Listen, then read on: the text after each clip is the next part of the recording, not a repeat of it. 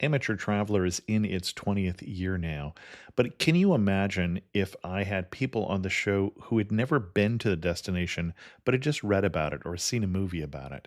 That wouldn't make any sense at all, and you wouldn't listen. We all know how important it is to receive advice from people who know a destination to get the most authentic local experience. And a great option for experiencing this is Explore Worldwide and their authentic small group adventures, led by local tour leaders, perfect for solo travelers who want to meet like minded people with a desire for adventure. I'm often an independent traveler, but two of my last three trips were with small group tours because they organize everything and it's a lot easier. If you want to recreate the tour I did to Malta, they have a Malta and Gozo Discovery Tour. I'm intrigued by one of their tours called A Taste of Sicily. The company again is Explore Worldwide, and visit exploreworldwide.com to learn more. And thanks to Explore Worldwide for sponsoring this episode of Amateur Traveler. The nights are long, the days are short, and the weather is chilly to downright cold, depending on where you are. It's a good time to slip into a Quince iconic Mongolian cashmere sweaters, which start at only $50. You can treat yourself to everyday luxury at an affordable price with Quince. If you really want to dive into luxury, you can check out their leather handbags, washable silk shirts, and European linen sheet sets. Whatever you're looking for at Quince, all the prices are 50 to 80% less than similar brands, and they do that by partnering directly with top factories and cutting out the middleman. They only work with factories that use safe, ethical, and responsible manufacturing processes. And of course, they use premium fabrics and finishes for that luxury feel in every piece. But you've already heard me rave about my Quince travel pants. Treat yourself this winter without the luxury price tag. Go to quince.com/traveler for 365-day returns plus free shipping on your order. That's QUINCE.com/traveler to get free shipping and 365-day returns. Quince.com/traveler. And thanks to Quince for sponsoring this episode of Amateur Traveler. Amateur Traveler, episode 823. Today, the Amateur Traveler talks about castles and World War II, sake and vipers, baseball and beaches, as we go to the island of Okinawa. This is Chris Christensen from Amateur Traveler. Let's talk about Okinawa. I'd like to welcome to the show Mike de Jong, who's a professor of journalism in Japan and has come to talk to us about Okinawa. Mike, welcome to the show. Thanks very much, Chris. I've enjoyed listening to the show for a while, and I really enjoy it.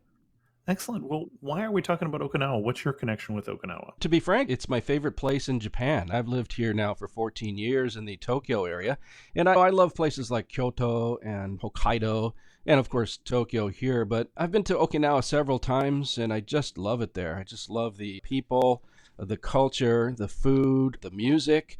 And it's like the Hawaii of Japan because the beaches there are just frankly amazing. They're the best beaches in Japan, I think. Interesting. I think you started to get into my next question, anticipating it here. Why should someone go to Okinawa?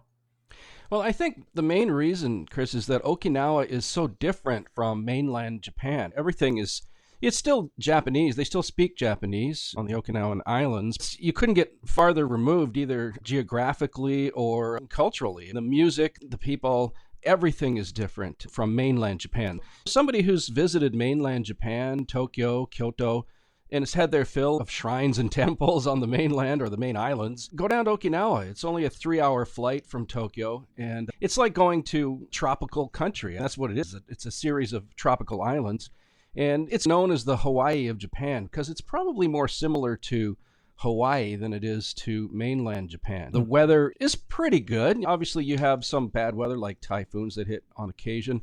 And Okinawa seems to get more of that bad tropical weather than mainland Japan. But in general, it's nice and warm most of the year. And the beaches are just incredible. These lovely white sand beaches with this beautiful turquoise blue water. It's a great destination for water activities like diving and snorkeling.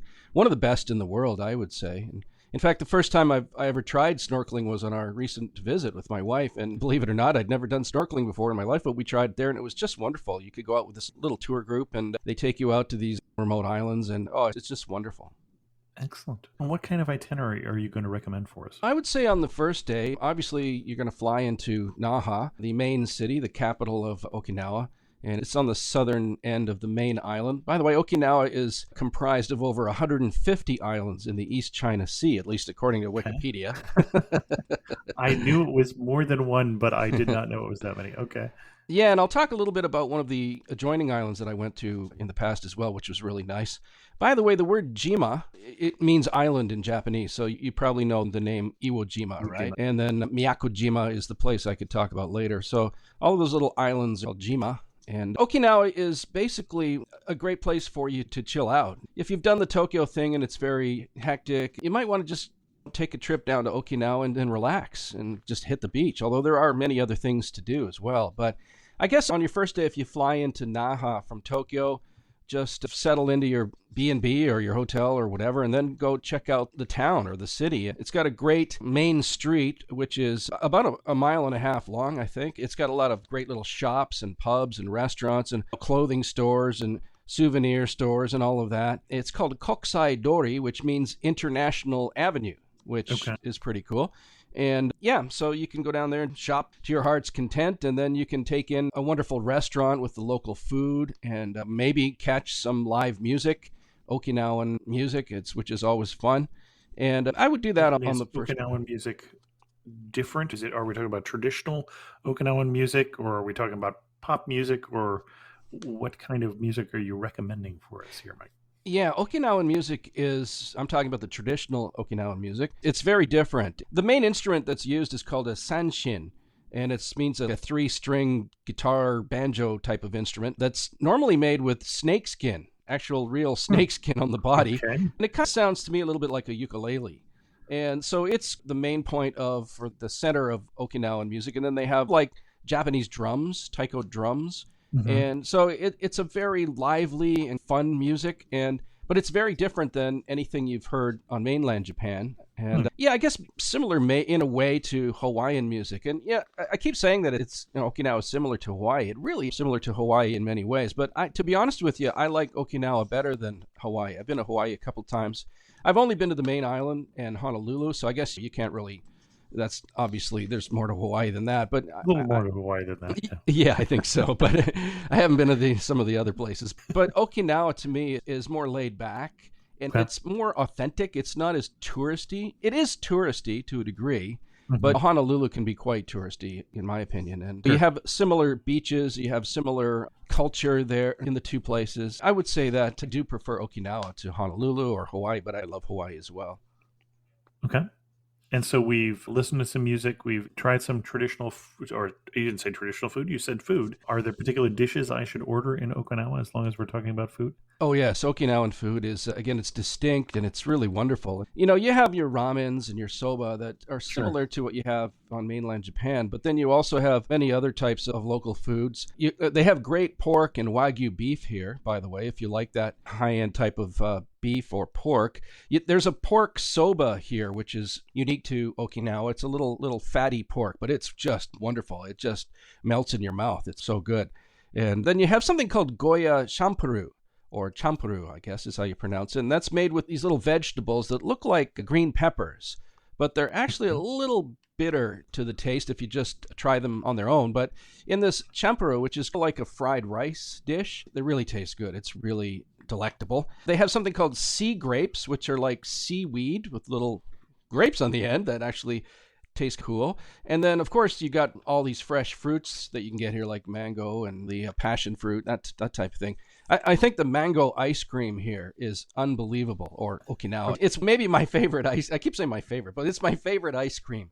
It's really good if you get it down there. You can get like a mango ice cream parfait that's made up of the ice cream and whipped cream and then some chunks of mango on top, and it's just an amazing delicacy down there. And then you also have your local booze, Okinawa. They have their own beer. Actually, they have more than one now. They have some craft beers down there as well, which are nice. But the main beer from Okinawa is called Orion. Orion. That's how they pronounce it. We would pronounce it Orion. They pronounce it Orion beer. And you can even actually take a tour of what they call the Orion Happy Place, which is up on the north end of the main island. I Been there don't yet? think I feel like I have to guess why they call it the Orion Happy Place, but Exactly. It's a tour of the brewery, and you can go in and obviously sample some of the beer there. So you come out with a happy grin on your face, I all guess. right.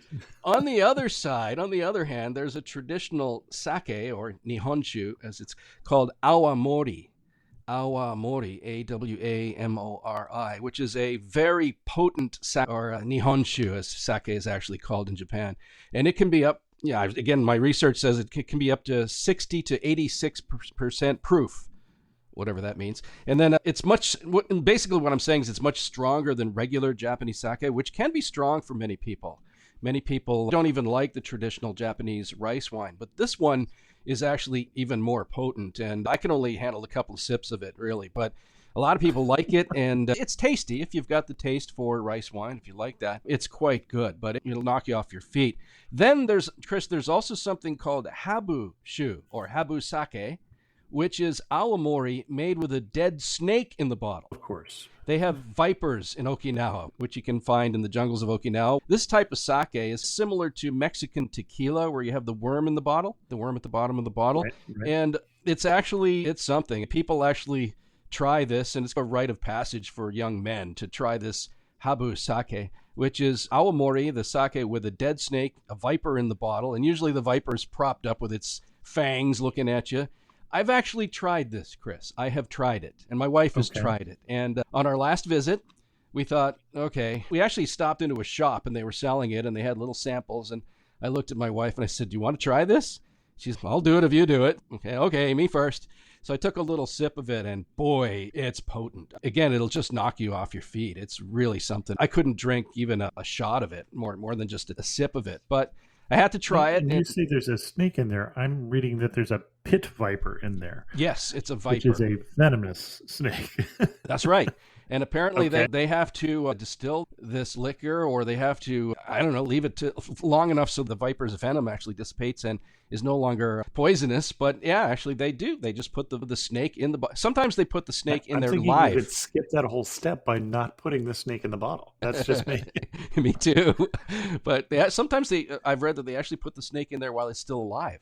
And sounds like something the animal rights people are not going to be particularly thrilled with. If you saw a pit viper, you probably would too, because they're pretty nasty. But yeah. But yeah, so that's a quirky little thing that people do when they go to Okinawa, I guess, sometimes. And we tried it and live to talk about it. But yeah, in general, Okinawan food and drink is just wonderful. And again, it's different than mainland Japan, and it'll give you just a taste of something that you're not going to experience anywhere else. Okay. And then are there other things we should see while we're in Naha?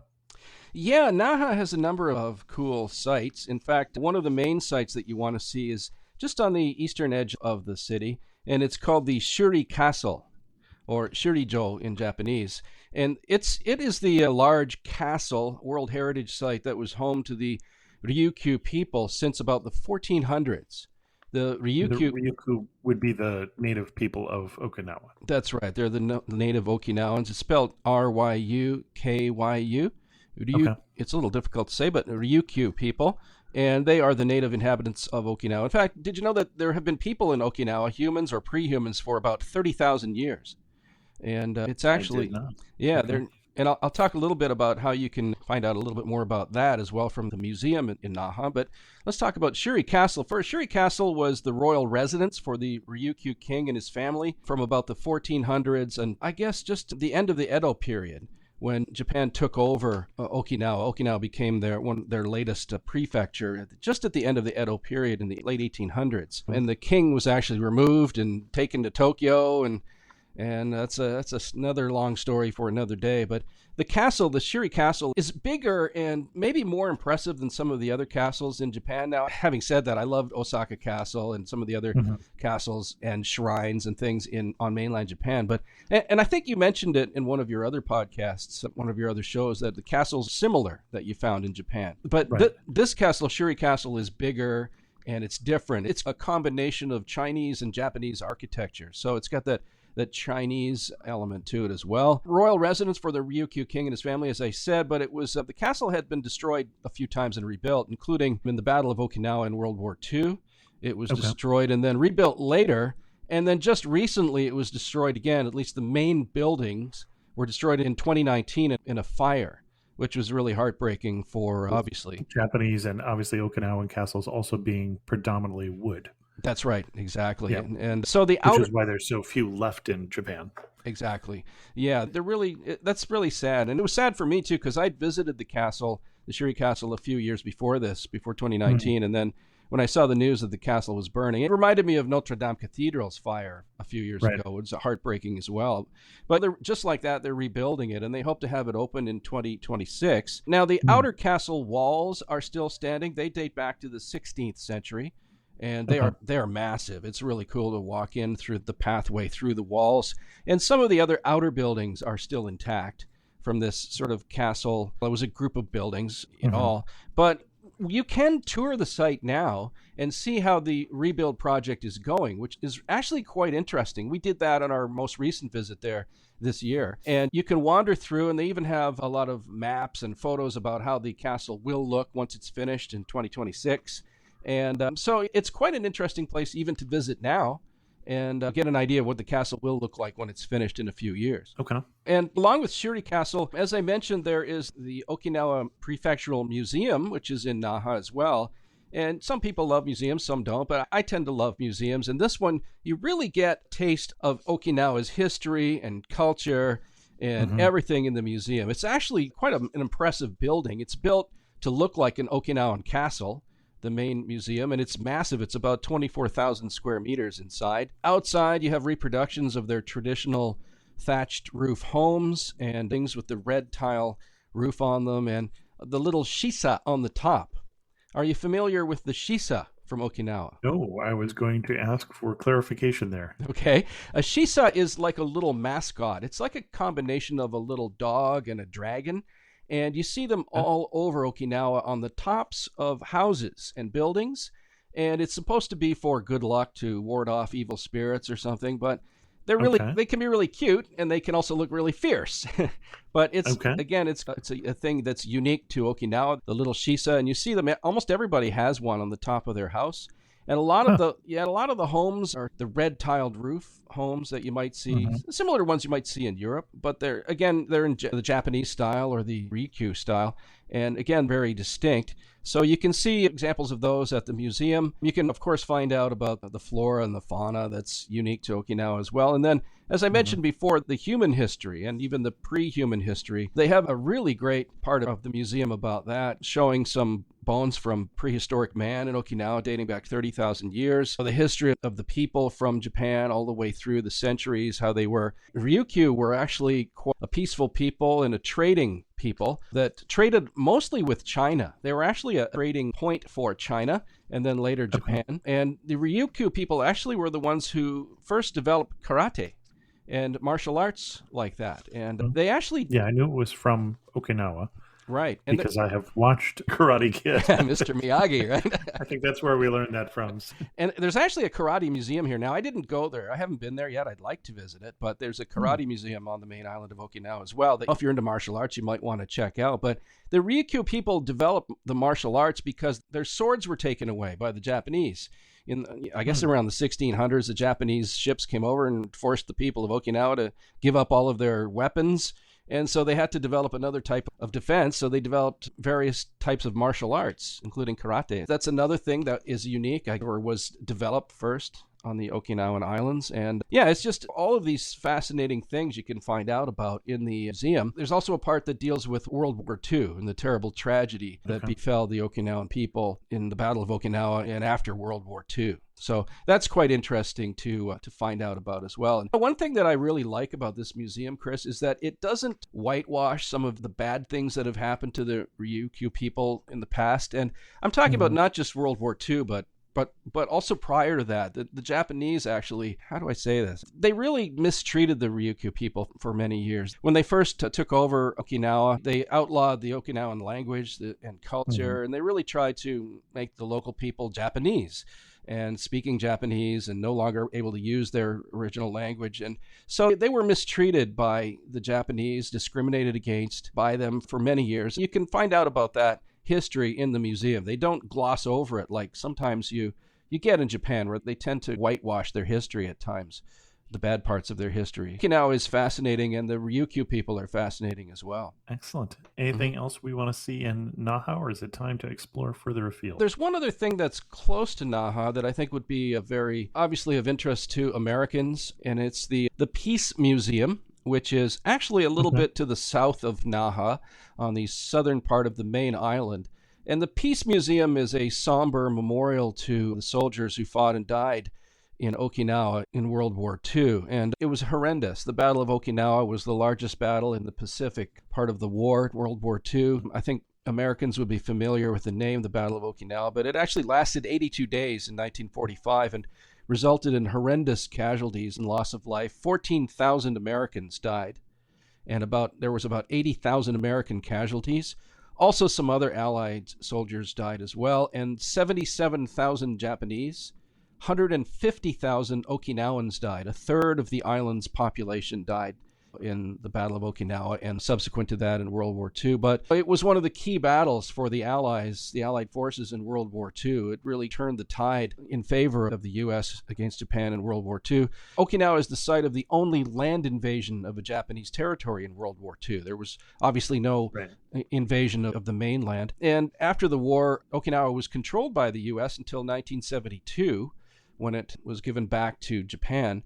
And there's still numerous bases here, U.S. bases, very strategic to keeping the peace in the region, is what many people would say. There's obviously opposition to having American bases here. It's amongst some people, sure, Japanese and Okinawan people, but strategically, it's really important to, I think, have a presence here in Asia. But the Peace Museum, to be honest with you, I haven't been there yet, Chris. I haven't been there, but I really would like to go down and visit. There's actually a monument there that contains the names of every soldier who died in the war in Okinawa, Americans, Japanese, and Okinawan. And I guess it's similar to the Vietnam Memorial in Washington. But again, I haven't seen it. I've only seen photos of it. But definitely, I think that's a must-see destination for people who want to experience some U.S. military history and maybe just pay tribute to the soldiers who gave their lives on the Okinawan Islands. Well, I hadn't caught the location of why they put it where they did.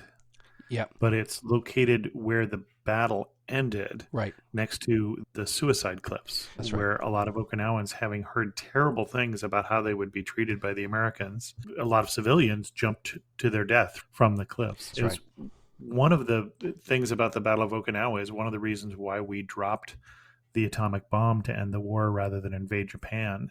It was a preview for what an invasion of Japan would be and the terrible loss of life on both sides. Right. And it helped, I believe, them make up the decision that to use that terrible weapon, because otherwise the loss of life would be even greater, or you'd have to quit and leave Japan the way it was with its current government, and that was not deemed acceptable. So yeah, and the Japanese, somber times, very somber times, and you're exactly right. And the Japanese fought fiercely in World War II, especially in Okinawa. And you can actually visit another place where there are a series of caves that were actually the headquarters for the Japanese Navy, and where a lot of the Japanese naval officers or whatever, members of the Navy, and I guess the Army as well, where they committed suicide at the end of, as the U.S. forces were approaching it. You briefly mentioned the suicide cliffs, and that's another aspect of where the Okinawan people were really mistreated by the Japanese military in World War II, where they were told, as you mentioned, that the Americans would be doing bad things to them, so you better die, you better commit suicide. And they were even given grenades so they could blow themselves up, the local people.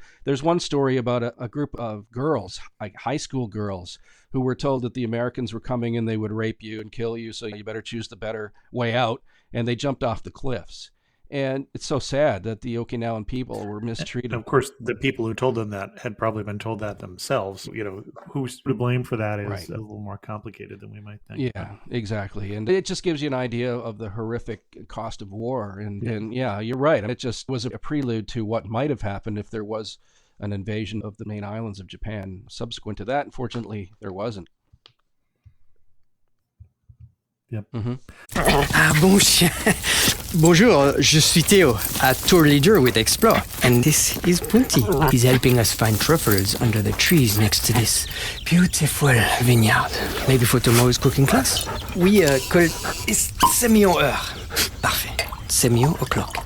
Not everyone gets to enjoy a Bordeaux sunset this way, but you will. if you explore. No, Punti. Search exploreworldwide.com and don't just travel, explore. These are violent criminals, so they're not going to go down easy. ABC Tuesdays. Let's get this done. The Rookie is back. We have 2 new rookies starting today. Howdy. Being a cop is stressful 24/7. Every year on the job is different. And Training Day We have a serial killer at large. never ends. We need an ambulance! The Rookie. All new Tuesdays on ABC and stream on Hulu. This episode is brought to you by Shopify. Upgrade your business with Shopify, home of the #1 checkout on the planet. Shop Pay boosts conversions up to 50%, meaning fewer carts going abandoned and more sales going cha-ching. So if you're into growing your business, get a commerce platform that's ready to sell wherever your customers are. Visit shopify.com to upgrade your selling today. All right. On that somber note, shall we head out and Sorry. explore more of the island? Sorry about that. Yeah, and That's all right. along with Shuri Castle, there are impressive castle ruins all over Okinawa, the main island, from the Ryukyu people. There's another one that we visited called Katsuren Castle, Katsuren, Katsuren, and it's I guess it's about an hour north of Naha by car. And by the way, driving on Okinawa is really good. The highways and freeways are amazing. And Driving on the right or the same as Japan, they drive on the left. on the left? Yeah. Okay, that's what I want. Did you know that actually after the war, when the U.S. controlled Okinawa, they drove on the right? And then when they gave it back, Well, that's what I wondered. yeah. And then when it went back to Japanese control, they went back to the left side. So that's confusing. But yeah, it's on the left side, so you can drive up to Katsuren Castle. By the way, public transit is also excellent in Japan. On our last trip, we used the bus. Sure. And we took the bus to some of the beaches up in the north end of the island. And yeah, so the public transit, and there's a great monorail that services just Naha. But you can take the monorail all the way out to Shuri Castle, which is cool. And quite cheap, too. Taxis are also quite cheap compared to mainland Japan. Overall, Okinawa is a much cheaper place to visit, I would say, than mainland Japan and Hawaii as well. But this other castle I was mentioning, Katsuren Castle, is another World Heritage Site. And it's just, at this point, it's just castle ruins. There's no real castle there anymore. But there's enough of what was there from the 13th century castle that's quite impressive. And it's built on a hill about 300 feet above sea level. And you can look down over the ocean. It's quite impressive. You could actually see some U.S. naval ships in the waters from the top of this castle site. And it's on the northeast part of the main island of Okinawa. And yeah, it's actually amazing. And they actually have some tombs there that are from the Ryukyu people. And they even found some Roman and Ottoman coins there, which was a testament to the Ryukyu people's trading abilities. They actually even traded with the Romans and the Ottomans. So it's quite an impressive history. But this is just one of the many castles that you can tour on Okinawa if you're into castles and castle ruins. Really, I found it quite interesting. The north end of the island is cool too. There's actually on the other side, on the west side, there's a massive aquarium. And it's part of what is called Ocean Expo Park. It's one of the largest aquariums in the world. I think it's the third largest, what I read doing my research. And it's just quite impressive if you like that sort of thing, aquariums. They have whale sharks in there, they have rays and fish of all sizes. And it has to be pretty big to have whale sharks. Yes, exactly. Apparently it's about 35 meters wide, the main tank, 10 meters deep, and holds 2 million gallons of water.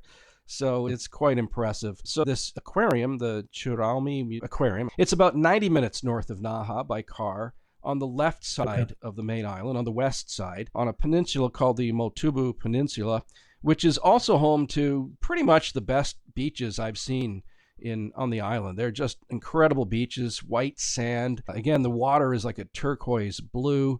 And I have to say that, again, not to diss Hawaii, but the best sunsets I've ever seen in my life, including Hawaii and California and Australia I've been to, the south of France, the best sunsets I've ever seen were there on the western beaches of Okinawa. The sunsets are like a pink, purple color, and they're just stunning. And I think the best place to see them are those western beaches on the northwest end of the island. And you can see there's a couple of beaches that are close to the Ocean Expo Park and the aquarium. So it's a nice day trip up from Naha. If you got kids, take them up there. They'll love it. and then you can chill out on the beach afterwards. And there's even some hotels up there. You can stay up there and make a day or two of it. It's just quite wonderful. You can do the diving and snorkeling or boating, as I mentioned before. So the aquarium is a must-see stop when you're visiting Okinawa. Okay. All right. And anything else you want to add on to our itinerary while we're in Okinawa? yeah, there's also another place that's fun to visit. It's called the American Village. And as I mentioned, there are a number of U.S. bases on the island. Well, they've made this place called American Village close to a couple of the bases. Again, it's on the west side of the main island, and it's about an hour maybe from Naha. And you can drive or take the bus up to there. And it's fun and quirky. It's a Japanese Okinawan view of what America's. Okay. And now I'm very curious. Yeah, it's almost like Las Vegas or something without the casinos, right? You go in there and there's a bunch of fun and quirky shops. A lot of military surplus shops, obviously selling the military surplus gear. But it's really quaint and it's tacky. Of course, it's tacky, but it's also a lot of fun. And there's some really good restaurants there. If you're tired of eating a lot of Japanese or Okinawan food, you can go and have a great steak there or seafood or something. We had a great steak there one night. There's jazz bands playing on the street. They've actually set up a really lovely beachfront or waterfront promenade. And so you can walk along there and watch the sunset. And after you've had a nice meal and a glass of wine, it's really a very nice, relaxing place to go. And you can mingle. There's a lot of Japanese and Okinawans that go there. And then, of course, there's a lot of foreign people that go there, too. So it's a nice place to mingle and meet maybe some Americans who are serving there. And so it's a touch of Americana with an Okinawan or Japanese twist. And so it makes it fun. But one of the coolest places there is not American. It's Hub, which is called the Koshien Baseball Pub. And it's actually, I loved it. I'm a baseball fan, so I went there twice. And my wife was laughing at me because I wanted to go back there after the first time. But it's a little pub that's dedicated to all of the Okinawan baseball players. And there are a lot of them that play in the Japanese Pro League. And it comes from the high school baseball tournament in the Osaka area. That's probably the biggest sporting event in Japan every year. Or actually, it's twice a year. The high school baseball championships. It's like the NCAA Final Four in America or something like that. And this little pub is really cool. You go in there and you can learn all about baseball history in Japan and Okinawa, which obviously if you're a baseball fan, you may know a little bit about it. You probably know Shohei Ohtani, but that's probably about it. Baseball in Japan goes back about 100 years. There's quite a rich history to it. A little further, goes back to the 1800s. Oh, well, there you go. That's right. Yeah. And so the Koshien tournament is really cool. And this little pub is all decked out like you're sitting in the stands. There's a big scoreboard there. And so it's really fun. It's fun if you're a baseball fan to check out this. Again, it's baseball with a Japanese Okinawan touch or Okinawan flavor. That would be interesting. Right. Yeah. As a baseball fan. Yeah. And even if you're not, again, it's just kitschy. It's a little bit fun. In the heart of the American Village, they have a baseball pub dedicated to Japanese baseball. You know, when I first went in there, I thought it was going to be all about Major League Baseball on the American Village, but nope, it's Japanese baseball, and it's cool, and it's a lot of fun. Very cool. Yeah.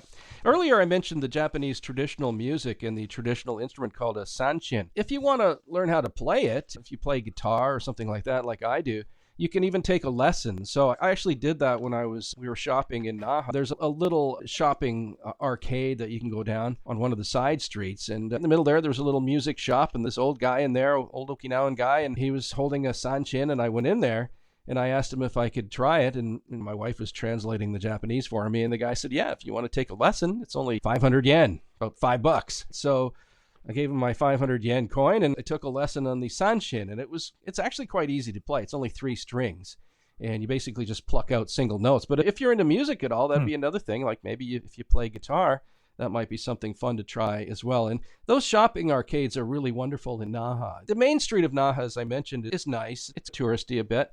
But if you get off the beaten path, like just about any city in the world, you find the cooler sort of shopping and restaurants and the local people. So I really love the shopping arcades down there too. And you can find the coolest little trinkets and things in those shops, a little bit on the side streets of the main drag in Naha.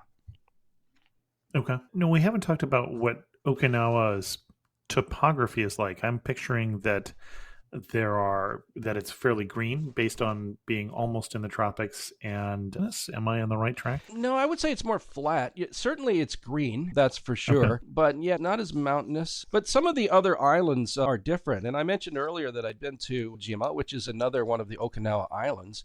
And you got to take a short flight from Naha to get there. I believe they also have boats, ferries that go down there. But its topography, its geography is quite different from the main island. It's very lush and very green. In fact, you have vegetation that's quite high there. And I think it's known for its farming, and it's not as built up, so not as touristy. So it's more rural. So really, it's quite a difference, quite different from the main island. But the beaches there are absolutely gorgeous. In fact, maybe the best beach is the one on Miyakojima Island, and it's just really wonderful. And they even have some unique rock formations that kind of remind me of the Algarve in Portugal in the water there. Okay. So that's another lovely place to visit. There are also other islands that I haven't been to that are supposedly really nice to visit as well. But generally, yeah, I think the geography, topography of the main island, and correct me if I'm wrong, but it's more flat, but it's very lush and very green and very rural once you get outside of Naha as well. Okay. I'd correct you if I knew anything. Okay. But yeah, so I think Okinawa, maybe I can talk a bit about some of the beaches that you might find there, because some of the beaches are just outstanding. The one that I really liked was called Emerald Beach, and that is on the Ocean Expo Park, the same as the aquarium, just near the aquarium. It is really wonderful. It's about 90 minutes from Naha by car, 2 hours by bus. It's just, you have the white sand, and it's there. The beaches up there are not quite as busy as the ones around Naha, so not as many people, and just wonderful. And you can go to the beach for most of the year. The weather in Okinawa is warm for most of the year. I think the beaches are open from mid-March to October, though.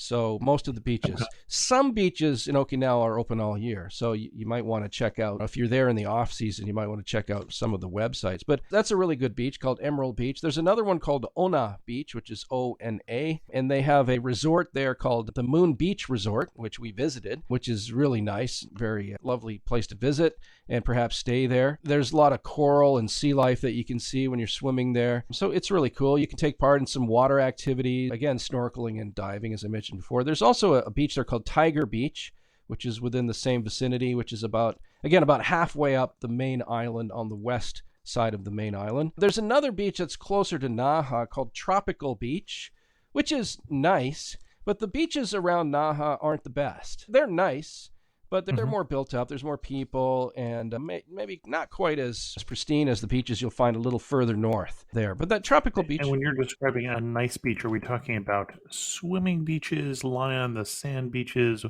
water sport beaches? Yeah, I think... Surfing beaches. I think the first two there. The water is... Okay. You'll find the water is lovely everywhere in Okinawa. Again, it's this turquoise blue, very clear, very clean. But sort of swimming or lying on the beach, the sand is obviously nice. But I think for water sports, you want to go up further north to the beaches that I mentioned earlier, Emerald Beach and so on. The beaches closer to Naha are there's actually one beach that's really close to Naha that's not as nice because they have a huge bridge that's going across from one side to the other for cars. But if you don't have a lot of time, if you're just stopping there on your way to another island or something, then maybe the beaches closest to Naha would be your choice. But if you have time, if you're there for any length of time, then I highly recommend getting up away from the Naha beaches and go up to the north. And really nice. When you say the north, the whole island I'm seeing is about 67 miles long. Yeah. So if you were going to go a lot of time in the north, you might want to do it as not just a day trip, I'm assuming. Yes, you probably want to stay over for a day or two or longer. And yeah, as I mentioned, there are a number of really nice resorts up there that I want to check out. And yeah, the Moon Beach was the one that we liked, and we'll probably stay there next time because it looked really cool. We didn't actually stay there, but you can visit the beaches. You got to pay a little bit of a fee to enter their private beach, but I think it's only a couple hundred yen, like a couple of bucks, so it's not too bad. But Tiger Beach was free, so that one was nice. That was close to there as well, on the west side of the island. There are also other cities or towns that you might want to visit as well. Okinawa City is about midway up the island, And that's actually, again, that's, I guess, a little bit more, it's a lot more local and less touristy than Naha is, of course. So I went there as well, and we popped into some local restaurants and pubs there, and it's all local people. There are very few foreign people there at all. So again, if you want a taste of local life and local culture, everyday life really, you can go there. That's Okinawa City. But it's a really nice place to visit. That's, I guess, maybe about an hour north of Naha. And they also have a lot of, again, quirky outlet stores there, they have those in Japan, on the mainland of Japan too, secondhand shops where you can go in and find used clothing or used anything. You can even find musical instruments and things like that. So they're fun to check out as well. And maybe it's a lot of stuff that's turned in by military personnel who are heading back home or something like that to these secondhand shops. So you can actually get some pretty good material there, pretty good items there that are almost new. So, check out the outlet shops and the secondhand shops in Okinawa as well. Okay. Cool. Anything else you want to add to our itinerary before we get to some of our wrap-up questions? I would say I think I've covered it. Let me just look at my notes here. I think I've covered pretty much everything there that I wanted to cover. Yeah, so the beaches and the history and the culture. Yeah, I think that's pretty much it. If you wanted to rub elbows with Okinawans and you wanted a chance to meet the locals, is there any particular place you would go for that? Yeah, I would go north of Naha into the center part of the island, or the north part of the island. As I mentioned, Okinawa City, that's a good little place to go. Just get away from the main part of Naha. Obviously, you'll mingle with the Okinawan people in Naha as well, but it's more touristy. But yeah, if you get up to some of the smaller towns north of there, you'll really find the everyday life, people going out and having drinks and food and just enjoying life as Okinawans do. Okinawans apparently have the longest lifespan in the world. And I knew that they were up there. Yeah, I'd read that. Yeah, the Japanese apparently are amongst the longest lifespans in the world, but the Okinawans are number one in Japan. And don't know the reason for that. Part of it's genetic, I guess, but part of it's also perhaps their food, the diet. They eat a lot of vegetables and fish and obviously fruit, but also maybe the slower pace of life on the island. You'll really find that Okinawa is a lot slower than mainland Japan, especially the big cities, Tokyo and Osaka and such. And that's another nice thing too. It's going to Japan, but going to a Japan that's more relaxed. And sometimes Tokyo is fun and exciting if you're just visiting, but if you live here, it can be a little bit tiring sometimes, getting on the trains every day and dealing with millions of people. But if you go to Okinawa, it's quite laid back, and the people there are more laid back, and they even speak slower in Japanese, apparently, than the mainland Japanese people do. So I think you can experience the local people pretty much anywhere you go.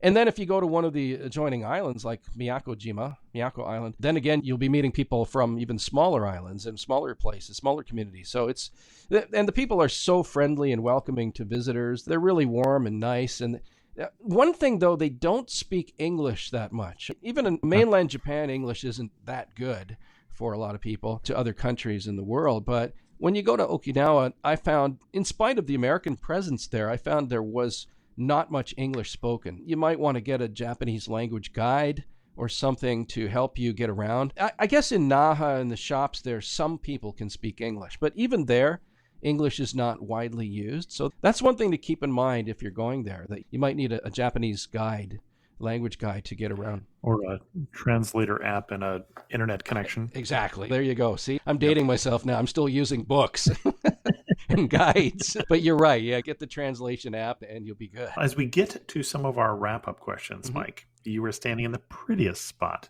in Okinawa. Where are you standing? What are you looking at? That would be Emerald Beach on the Ocean Expo Park there, as I mentioned. It is, again, absolutely stunning, especially at sunset. And again, the most beautiful sunset I've ever seen. And yeah, it's just an incredible place. You got the tropical breezes. You might have a nice drink in your hand there or something. And maybe you've just had a nice meal of local food, relaxing on the beach at sunset, or even just having a look out over the ocean. It's just so calming. And it just makes you feel like you're in a tropical paradise. And that's, I guess, to me, what Okinawa is, tropical paradise as part of Japan. And so I would say Emerald Beach. I also, believe it or not, I think the American Village is really nice too. And the little beachfront promenade, as I mentioned, is also quite stunning. And if you can put up with the kitschy stores and stuff like that, it's also a nice place to relax at sunset and just chill out. We had a meal. As I mentioned, we had a steak dinner there. on the 5th floor of one of the buildings overlooking the ocean, the East China Sea it is, and with a glass of wine and the breezes coming in. It was actually very romantic and just wonderful. So that's in the American Village. And you wouldn't think so. You think it would be tacky and all, and it is, but it's fun, tacky in a fun way. I can do tacky. Yeah, once in a while, but it's... I'm not beyond that. Right, same with me. I'm Canadian too, but they're even more tacky probably. But yeah, it's an incredible place to visit for tropical sunsets and that sort of thing. So Emerald Beach and the American Village, I say, my two picks. Now the Okinawan people are probably going to say, "What do you mean American Village? What about other Okinawan sites?" Okay, Miyakojima as well. As I mentioned, it's a wonderful tropical island that's part of Okinawa as well. So I would put that on my list too. Okay. One thing that makes you laugh and say only in Okinawa. Yeah, that's a good question. There are a lot of quirky things there that will make you laugh. Going through those kitschy army surplus stores is funny. And some of the items and products they have in there, you're going, what?